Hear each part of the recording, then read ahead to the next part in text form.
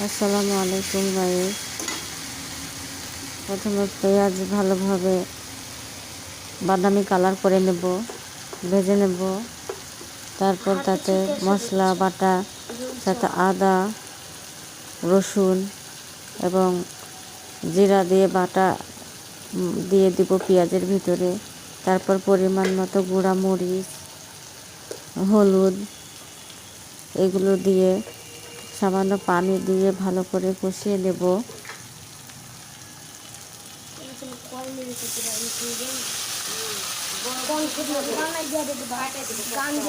পানি দিয়ে মশলাটাকে ভালোভাবে কষিয়ে নেব।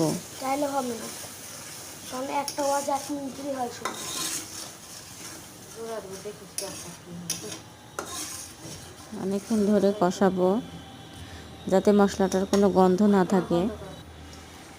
তারপর স্লাইস করে কেটে রাখা পেঁপে দিয়ে দিলাম মশলা ভুনার ভিতরে।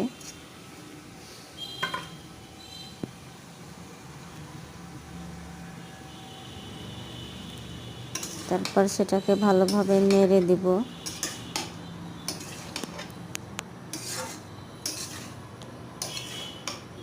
ভালোভাবে মশলার সঙ্গে মাখাতে হবে।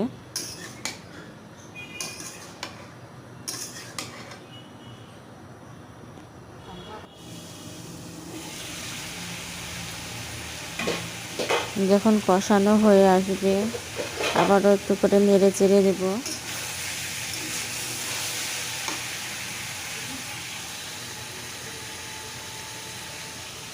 তারপর ঝোল করার জন্য পানি দিয়ে দিলাম কষানোর পর।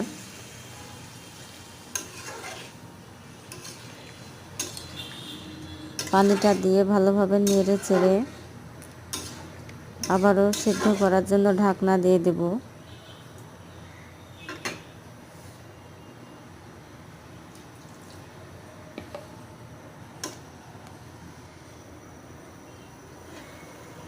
সিদ্ধ হয়ে আসলে আবারও ঢাকনা খুলে আবারও নেড়ে চেড়ে দেব। তারপর ভেজে রাখা পাঙ্গাস মাছ দিয়ে দিলাম।